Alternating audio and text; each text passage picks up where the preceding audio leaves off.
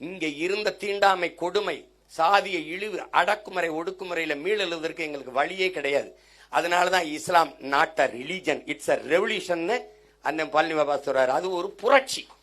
அநீதிக்கு எதிராக, தீண்டாமை கொடுமைகளுக்கு எதிராக, அடக்குமுறை ஒடுக்குமுறைக்கு எதிராக கிளந்தெழுந்த புரட்சி. அது உங்களுக்கு புரியுதுன்னு நினைக்கிறேன். அப்படி இருக்கும்போது நீ ஒரு 300-400 வீடுகள் இருக்கிறவன்லாம் இங்க உட்கார்ந்துகிட்டு எங்க வாக்கையே வாங்கி எங்க கிட்டயே இருந்த அதிகாரத்தை பெற்றுக்கிட்டு உனக்கு 3 விழுக்காடு இடஒதுக்கீடு கொடுத்தேன் அப்படின்னு. டேய், நீ இருக்கிற இடமே நான் போட்ட பிச்சடா, நீ எனக்கு இடஒதுக்கீடு கொடுக்குறியான்னு கேள்வி நமக்கு எழுது. நீ என்னை சிறுபான்மைன்னு சொல்லும் போது நான் ஏதோ வேற்று தீவுல போய் வாழ்ற மாதிரி. இது என் நிலம், என் நாடு, சுத்தி இருக்கிறவன் என் உறவுகள்.